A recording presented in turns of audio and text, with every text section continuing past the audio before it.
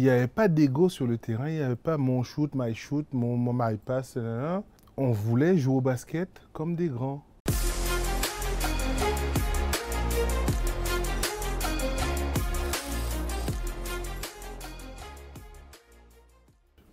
Revenons du coup, là, on parle de ça. Il y a un transfert pour toi, la fin avec les Warriors se fait donc en 2007.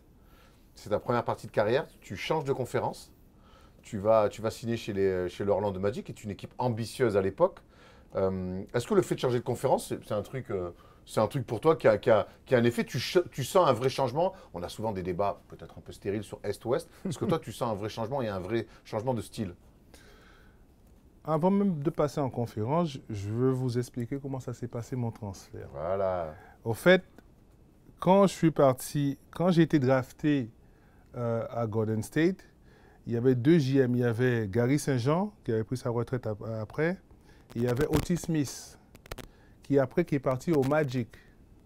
Et moi, je lui ai dit, si tu pars des Golden State un jour, peu importe où tu vas, je te suis. Il a été au Magic. Et donc, du coup, quand j'ai été free agent, je dis à mon agent, moi, je vais aller au Magic. Et comme par hasard, 1 heure après, c'est les Magic qui l'ont appelé pour me signer. Et donc, je ne me suis pas posé de questions. Je suis parti de suite. Est-ce que tu avais d'autres offres à ce moment-là? Normalement, je devais aller à Détroit. Pas les mêmes ambiances. Non, mais moi, je voulais... Meilleure en fait, équipe. À l'époque, c'est 2007. kiff-kiff. Ouais. Ah bah non, ils sont encore au top là. Ouais, mais c'est la même ambition. Ils se tirent la bourre d'ailleurs. oui, parce qu'à l'époque, les Magic, ils avaient quand même Dwight Howard. Mais pour moi, c'était équivalent entre Magic et Pistons. C'était quand même de grosses franchises qui jouaient un peu dur. Mais au fait, mon histoire, ça a commencé là. Et après, bon, je me suis retrouvé à jouer à la côte Est. La côte Est, franchement, c'est plus easy que la côte Ouest. Hein. Pourquoi? Parce que la côte Ouest, vous jouez Tracy McGrady le mardi. Le mercredi, vous jouez Kobe. Après, vous allez à Denver jouer Melo. Et après, vous prenez du Deron Williams qui était à Utah. Le grand Deron Williams. Le grand Deron Williams. C'est vraiment dur. Il y a une grosse différence entre l'Est et l'Ouest. Ok. Alors du coup, on est au Magic. Raconte-nous la première fois que tu vois Dwight Howard. Tu as déjà joué contre lui, mais là, tu rentres dans une équipe qui a de l'ambition et un mec qui est en train de s'affirmer comme le meilleur pivot NBA. Quand j'arrive au Magic, j'arrive au soleil. Je me dis, il y a des Antilles, c'est des Antilles ici, ça sent... Tu te rapproches, hein? Ça sent les Antilles ici. Donc, je n'ai même pas pensé à Dwight Howard. Je pensais aux Antilles. Je me suis dit, waouh, il y a la plage, il y a tout. Bon, c'est là le basket que j'arrive. Donc, j'arrive devant un mec, un poteau, il s'appelle Dwight Howard. Et puis, c'était l'image de la ligue. Et donc, je me suis dit, bon, on va essayer de s'entraîner ensemble et essayer de faire quelque chose. Mais le plus dur, c'était notre coach. On avait un coach. Le plus dur des Magic, c'était le coach. Hein. Stan Van Gundy. Ah oui, lui franchement, c'est vraiment dur. Quoi, dur? Par quoi, la relation avec lui? Non, c'est les entraînements. Ah. C'est costaud, hein. Il est serve ou quoi, Stan? Stan Van Gundy. Non, mais parce que quand j'ai signé au Magic, au fait, Stan, il était au Heat. Et c'était l'école Pat Riley. Je me suis dit, on va vivre la même chose là-bas. Ben, c'est pas raté. Ça n'a pas raté, c'était exactement la même chose. Il paraît que c'est des entraînements militaires. Non, c'est vraiment militaire. Vraiment, le training camp est vraiment très dur par rapport à ce que tu as connu ailleurs. Ouais, franchement, c'est très, très dur. Ça me suffira toujours que les joueurs NBA, donc des athlètes comme toi, viennent nous dire, non, franchement, là, c'était abusé. J'ose même pas imaginer ce que vous faites. C'est quoi? Beaucoup de courses? Comment ça se traduit? Beaucoup ça, de courses, beaucoup de stratégie, beaucoup de physique, beaucoup de jeux, mais c'est physique.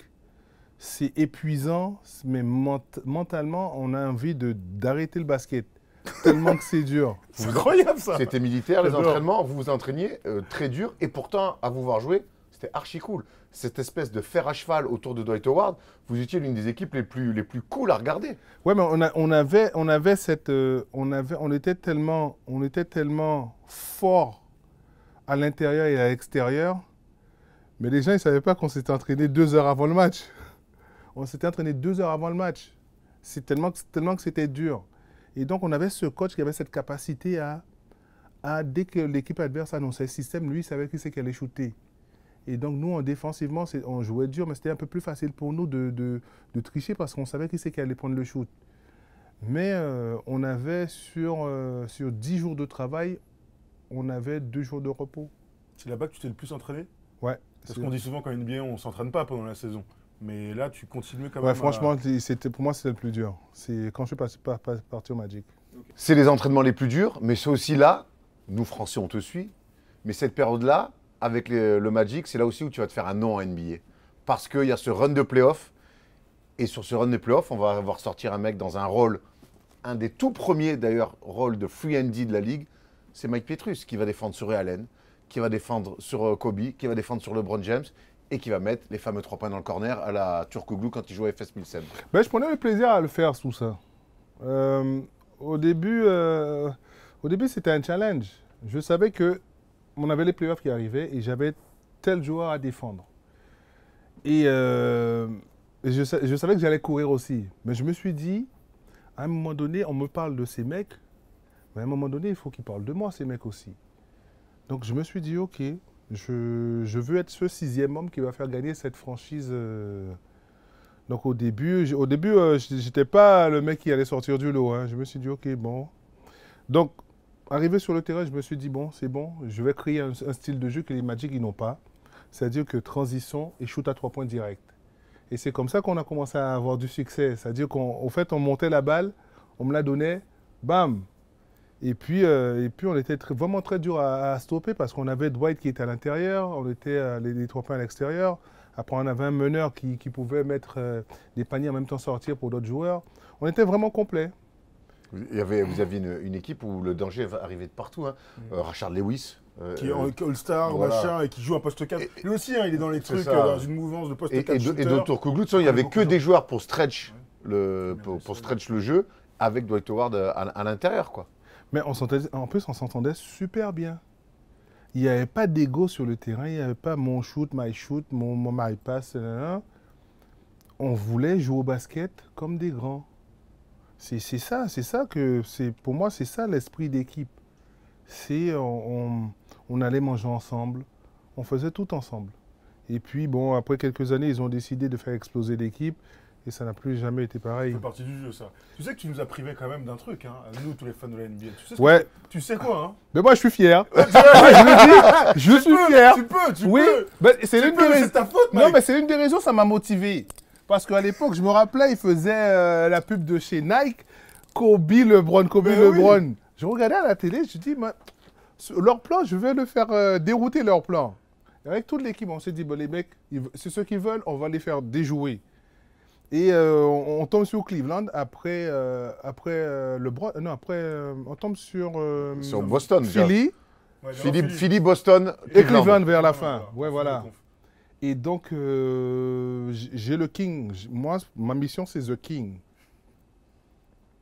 Je me suis dit The King. Je me suis dit cette série il va pas porter la couronne. Je vais reporter la couronne. Bref, on commence à jouer, donc c'est très chaud. Au premier match on gagne. Deuxième match, il met un buzzer, le King. Dont on parle souvent. Voilà, je me suis dit, oh, c'est mort. Après, je me suis dit, non, on va à la maison quand même, il va falloir... Je savais qu'à l'extérieur, le King, il jouait différemment qu'à la maison. Et donc, je me suis dit, on peut les avoir. Donc, on commence à jouer tout ça. Ma mission, c'est LeBron. Il est très physique, il arrive, c'est costaud. Franchement, c'est impressionnant. Quand il arrive devant vous, c'est vraiment impressionnant.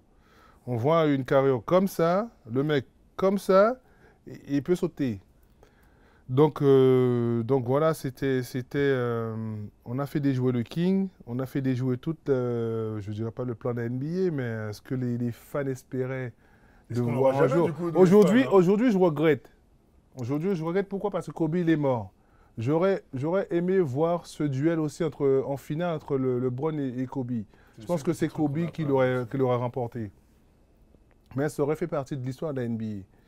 Mais je suis content d'avoir fait déjouer votre plan. Comment tu défendais sur LeBron? Voilà, moi je voulais vraiment que tu nous expliques aussi. Tu nous dis attraper, shooter à 3 points, la transition, très bien. Maintenant, explique-moi le mindset défensif pour défendre sur ces mecs-là.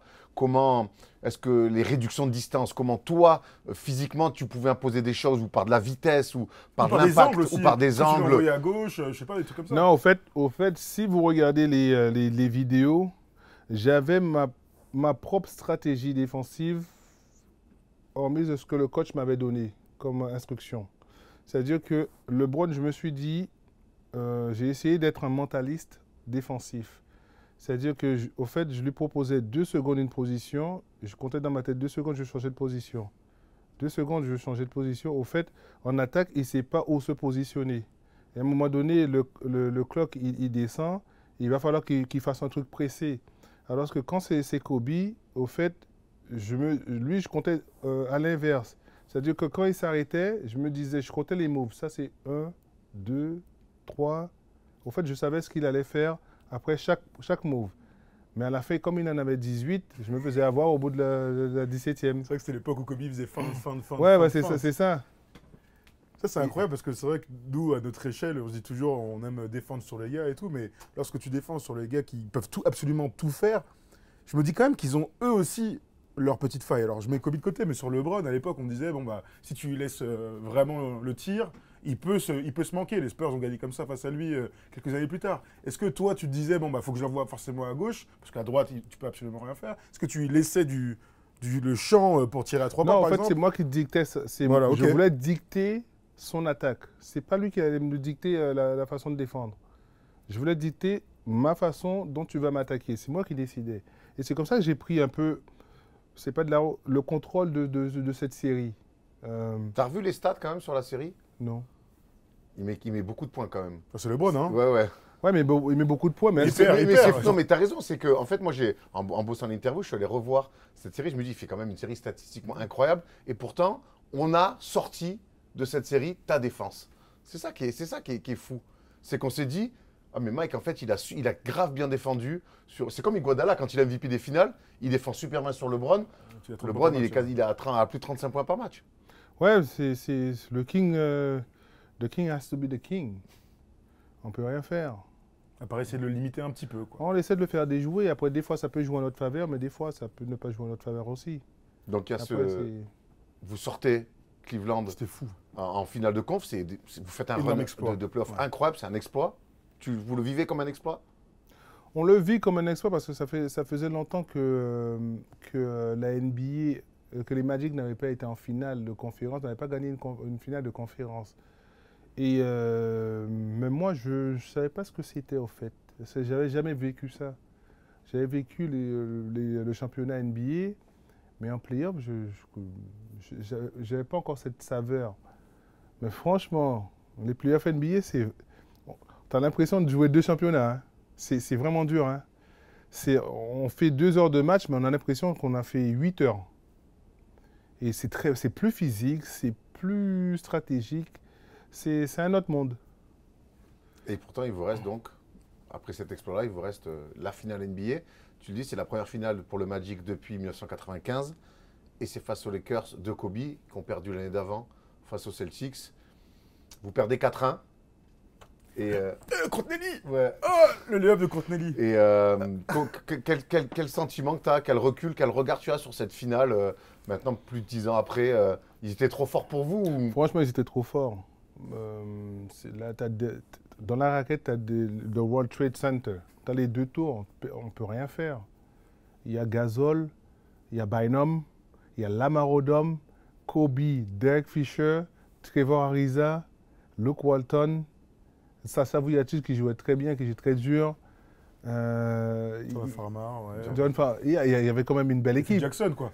Phil Jackson. Et puis nous, on était à cette équipe qui arrivait, qui n'avait pas d'expérience de finale. Parce que quand vous signez aux Lakers, vous avez quand même une mentalité. La mentalité elle est différente. C'est comme si vous signez au Real Madrid, à Barcelone.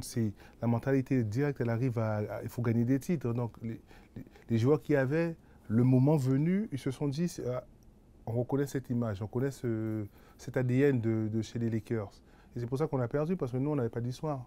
Et ça, vous l'avez ressenti, ça? Là, tu vois, vraiment avec le recul, comme le disait Awan, 10 ans plus tard, quand tu arrives en finale NBA, souvent, nous, on dit, c'est pas la même chose, c'est pas le... Tu sais, il faut se préparer différemment. On l'a dit pour les Nuggets cette année, on s'est dit peut-être qu'ils n'auront pas cette expérience de finale, la franchise, alors que Miami l'aura. Bon, ils ont été beaucoup plus forts. Mais est-ce que vous l'avez ressenti en tant que groupe?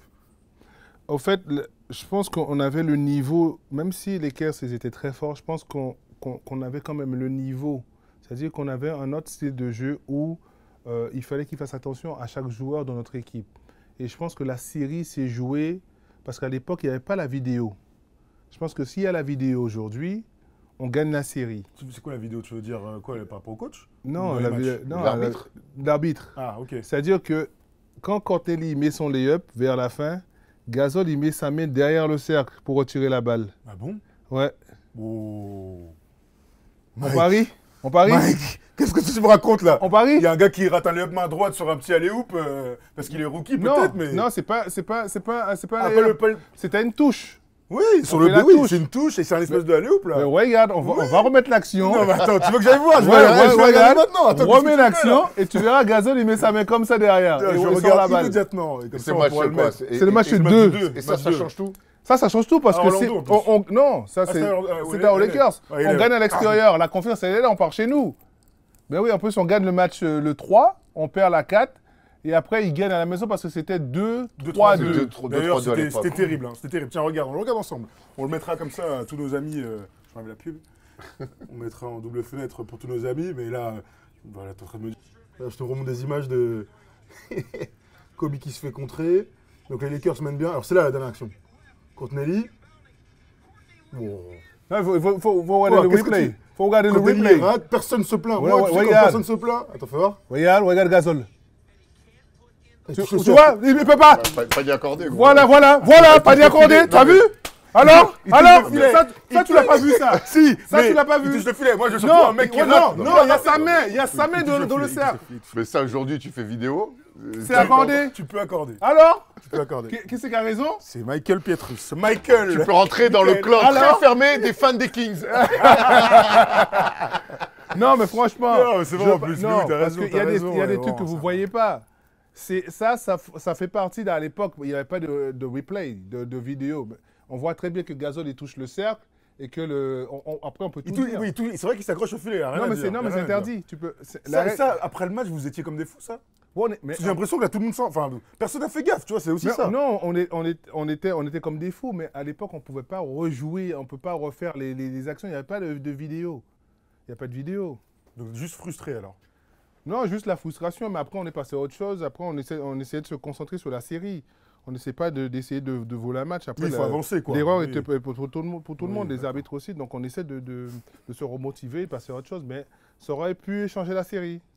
Comme 4 lancers francs de Nick Anderson en finale, ça fait partie de de l'histoire du Magic. Ouais, tu le vois, justice sur Jordan. Tu t'envoies Kobe toutes ces finales. C'est une image qui nous marque, qui marque les gens de la NBA, qui marque nous Français. Est-ce que tu lui parles à la fin, au dernier match, quand vous vous checkez tous? Est-ce que tu as un mot, tu as un échange avec lui? Au fait, Kobe, je pense que c'est au match 3, il vient me voir à la sortie des vestiaires. Je suis avec ma femme, mes amis, et il m'arrête. Il me dit, ouais, mais comment ça se fait que tu connais tous mes moves? Parce que, regardez les stats de Kobe, il faisait 8 sur 41. Hein. Ça pouvait lui arriver, oui. Ouais, en final, c'était ça. C'est des 8 sur 41, 5 sur 78, et il gagnait quand même. Et je lui ai dit, parce que je n'ai pas étudié, je lui ai dit que c'est normal. Si tu mets 50 points, tu es Kobe. Et si tu mets 2, c'est le crédit pour moi. Je lui ai dit que j'en ai rien à foutre de qui j'ai en face. Moi, je défends, et c'est de ce jour-là qu'il m'a respecté. Et après, il est venu à Paris un an après, et, sur le plateau télé, il a dit, ouais, le joueur qui m'a fait le plus chier en NBA, c'est votre joueur français, là, Michael Pietrus. Ça, c'est bon pour ta cote, ça. Hein. Non, c'était pas bon. Sur ma cote, moi, j'ai trouvé que c'était humain. Oui. C'est parce que j'ai vécu quand même quelque chose de beau avec lui sur le terrain. C'est quelque chose que des millions de personnes n'ont pas eu la chance de le vivre, ça. Moi, j'ai eu la chance de vivre ça. Et c'est ça, aujourd'hui, les gens, aujourd'hui, me parler de ma carrière, ça ne m'intéresse même plus. Mais jouer contre Kobe, c'est... Tu fais bien. Tu vois, ça, ce que tu dis, ça fait des années que je te dis que non, tu dis que ça ne t'intéresse pas, mais tu le fais bien et c'est intéressant. Ouais, mais ça ne m'intéresse pas. Mais ça, là, ça ne te fait pas kiffer de te remémorer tout ça, d'en parler un peu simplement? Non, parce que c'est quelque chose que j'ai en moi. Quelque chose que je partage avec vous. Mais sinon, au fait, je garde tout pour moi. Et quand je vois des jeunes, j'essaie de leur expliquer, mais tout en restant dans dans mon intimité, quoi. Je ne dérange pas les gens, mais j'aime bien partager avec ces jeunes ces moments. C'est quand même, c'est pas du rêve, mais c'est quand même de la réalité qui peut Ben non, se c'est pas un transformer en rêve. C'est le rêve de beaucoup, mais la réalité, c'est que tu as défendu LeBron, tu as défendu Kobe, que tu as joué une finale NBA. Et ça, faut le raconter. Tu parles de transmission. Oui, mais moi, c'est pas à moi de le raconter. Mais alors, c'est qui alors? Moi, je trouve que tu es Pour la moi, meilleure c'est personne pour non, en mais parler. c'est pour moi, c'est le job de la Fédé de transmettre ces messages aux jeunes. Moi, Mais la Fédé prend des décisions, ils forment des arbitres. Ils ne jouent pas des finales NBA. non, oui, mais c'est-à-dire que il faut que l'ancienne génération, avec Tony, Boris, Ronnie, moi-même, Florent, il y a qui encore même Yacouba, Yaimi, Yacouba, tous Mike ces mecs. Gilabal. Mike Il Gilabal. faut qu'on puisse faire passer un message à cette nouvelle génération. Je trouve ça que c'est dommage qu'on puisse pas, notre image, la génération qu'on a eue, de transmettre tout ça au basket français. Ça aurait aidé le basket français. C'est-à-dire que quand vous mettez tous ces joueurs, ça peut aider à notre formation à avoir un peu plus de vues à l'extérieur. D'une certaine manière, alors c'est pas via le réseau fédéral, mais d'une certaine manière, c'est ce que tu fais là. Et ça peut peut-être donner des idées. Non, ça peut peut-être donner des idées, mais les Américains, quand vous avez joué chez eux, ils ne vous oublient pas. Ils vous font vivre comme si vous avez joué hier. C'est-à-dire qu'aujourd'hui, même dans le foot, qui c'est qui entend parler de Zidane? On entend parler de Zidane, on entend parler, ouais, il va au PSG, il va à Marseille, mais à part ça, il fait quoi? Personne ne sait. Nous, on veut... L'NBA, les Américains, ils vont toujours faire revivre leur légende. Nous, on veut ça aussi, nous. Je ne dis pas que je suis une légende. Mais il y a des messages à faire transmettre aux jeunes. Qu'est-ce que tu voudrais faire alors, Mike? Parce que là, tu es ambassadeur de la NBA, donc pour parler de ça aussi, on s'est recroisés au match à Paris en janvier. Et je sais que c'est un truc qui te plaît. Nous, on l'a senti, tu étais content d'être là et que, mine de rien, d'avoir tous les joueurs français passés et honorés au milieu du terrain à un moment donné, c'était vraiment très cool. Mais comment tu veux que ça se retranscrive ce que tu es en train de dire? Tu vois, tu voudrais que la Fédé vous appelle et que vous puissiez aller à la fois transmettre votre message à l'élite des futurs joueurs NBA, ou est-ce que c'est au plus grand nombre, tu vois, c'est aux fans français, c'est au monde amateur? Comment tu voudrais retranscrire ce que tu es en train de dire? C'est compliqué, je sais, c'est une question compliquée, mais je sens que ça te tient Non, à cœur. c'est pas question, c'est une question compliquée. Ça veut dire qu'on a tous 40 ans. Gotta stop hating. Il faut qu'on arrête ce qu'on a vécu à 20 ans, ceci, cela. Ce sorte de copinage, tout ça, il faut faire avancer le basket français. On a vécu des choses à l'époque, oui, non. Mais aujourd'hui, je suis là pour aider la jeune génération. Moi, ce que j'ai fait hier, c'est pas ce que j'ai envie de faire aujourd'hui, ni demain. Moi, j'ai envie d'aider ces jeunes à grandir. Et c'est bien que je sois ambassadeur de la NBA, mais je représente la NBA. Mais est-ce que je représente le basket français? Avant de représenter la NBA, j'étais représentant du basket français. Qu'est-ce qu'on fait pour ces jeunes? Le petit Rizaché, le petit Wembanyama, ils vont réussir. Mais est-ce qu'ils connaissent vraiment la génération Tony Parker, Boris Dur, Michael Pietrus, tout ça? Non. Je pense qu'il y a une affiliation plus forte, en fait. Ouais, je pense que il faudrait qu'on retrouve cette solidarité qu'on a eue de temps en temps sur le terrain et essayer de le transmettre à la nouvelle génération. Parce que les Américains, quand je les vois faire, ça me... C'est dommage qu'on ne puisse pas faire ça ici. Ok. On va revenir sur la fin avec des finales, avec Orlando, parce qu'on a encore plein de choses à dire. C'était intéressant ce que tu nous dis sur la transmission. Je pense que le message est passé. On est plutôt écouté pas mal. Tu vas faire une dernière année avec Orlando. Vous allez cette fois-ci échouer en finale de conf face aux Celtics et vous n'allez pas pouvoir prendre votre revanche face aux Lakers. Qu'est-ce qui vous a manqué cette année pour retrouver les finales ou juste Boston était là aussi peut-être trop fort? Je pense que cette année-là, l'équipe n'était plus pareille. On a eu un changement. Je pense que cette année-là, on a eu Vince Carter. Et puis on avait ce chemistry qu'on avait dans l'équipe de 2009, qu'on n'a pas retrouvé en 2010. Et c'est pour ça, je pense que ça a échoué. C'est-à-dire on avait quand même le corps, mais on n'avait plus l'âme. Et c'est ça qui nous a manqué. Et après, on a vu que l'équipe s'est un peu dispatchée. Je suis parti, Gortat il est parti, Vince Carter est parti à Phoenix. Turkoglu est parti à Toronto. Charles Lewis il est parti à Washington. Je trouve que cette génération qu'on a eue à Orlando Magic, c'était la fin d'une belle histoire. Elle n'a pas duré longtemps finalement en fait. Non, elle a duré 2 ans quoi. Ouais, elle a duré 2 ans. Avant que quand Turkoglu part pour prendre l'argent à Toronto, ça vous fait mal. Clairement, tu parles d'alchimie d'équipe, mine de rien, lui, il a ce truc de donner du liant quoi, dans le jeu. Alors, il a pris de l'oseille, hein, mais on peut pas lui enlever. C'est clairement un deal perdant-perdant. Et surtout qu'il revient après en trade. À Toronto, il revient quelques mois après en trade. Oui, il revient après en trade. Voilà. Mais c'est plus pareil. Non, c'est pas que ça, c'est plus pareil, mais tu as 3 joueurs clés qui sont partis. Donc tu as fait l'équipe, hein, clairement. Non, c'était plus la même équipe. Après, il y avait quand même des gros noms. Il y a Jason Richardson qui est arrivé, il y a Gilbert Arenas. Après, voilà. Après, mais ça, au fait, ça n'a rien donné. Pareil, clairement. Je veux quand même qu'on parle de Dwight Howard. C'était le leader de votre équipe. Après, il a fait une carrière faite de haut, de bas. Il a su se réinventer avec les Lakers pour les gagner un titre dans la bulle. C'est une déception, sa carrière, on peut aussi dire. Mais quand tu l'as connu à Orlando, quoi, qui vous amène en finale, et que tu vois sa carrière après, est-ce que tu es surpris? Surpris,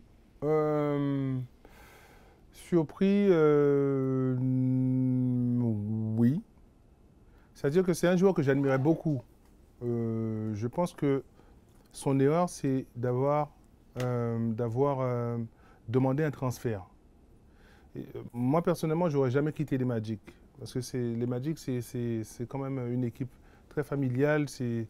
On vous apporte tout, on prend soin de vous. Et je pense qu'il méritait de finir sa carrière au Magic. Et puis, il est parti aux Lakers. Et je pense que sa carrière n'a pas été le même le jour où il a vu le numéro 8 gravé sur les vestiaires. Et c'est écrit Bryant. Donc, vous avez quelqu'un qui aime très rigoler, jouer avec le public. Mais vous avez quelqu'un comme Kobe Bryant qui a la mentalité Black Mamba. Donc, à mon avis, les deux ne pouvaient pas matcher. Ouais, mais même après avec les Rockets, où c'est plutôt, plutôt bon au début, mais il est blessé. Puis après, il y a une espèce de va-et-vient. Il va à Charlotte, à Atlanta, aux Sixers, même en backup, c'est pas mal, mais il se réinstallera plus jamais. Après Houston, il se réinstalle quasiment nulle part. Ouais, mais je pense que c'est quand Dwight il a commencé à décliner, quand ces statistiques ont commencé à descendre et que les gens ne parlaient plus de lui de All-Star Game. Et c'est là qu'il a perdu confiance en lui. Et je pense que c'est un bon joueur quand même. Après, il n'est pas Hall of Fame. Il le sera, je pense. Hein. Je ne sais pas. Mais c'est dommage. Après, il a gagné un titre avec LeBron. Bien sûr.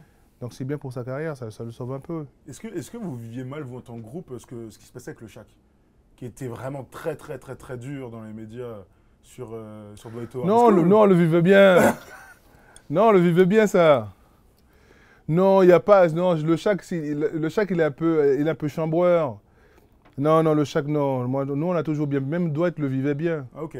C'est juste que quand il y avait Cleveland Magic, bon, il y avait le Shaq qui voulait se faire respecter quand même. Mais sinon, non, il y avait quand même du respect sur le terrain. Ouais, sur le terrain, parce que dans les médias, c'est vrai qu'il était toujours très dur. On disait qu'il n'y avait qu'un seul Superman.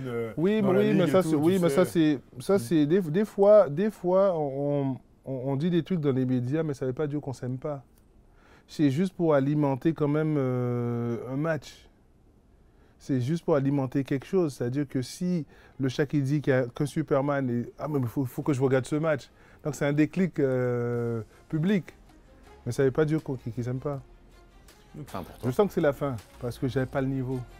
Je n'avais plus le niveau. Vous savez, quand vous êtes blessé, et pour retrouver le niveau NBA, c'est vraiment dur.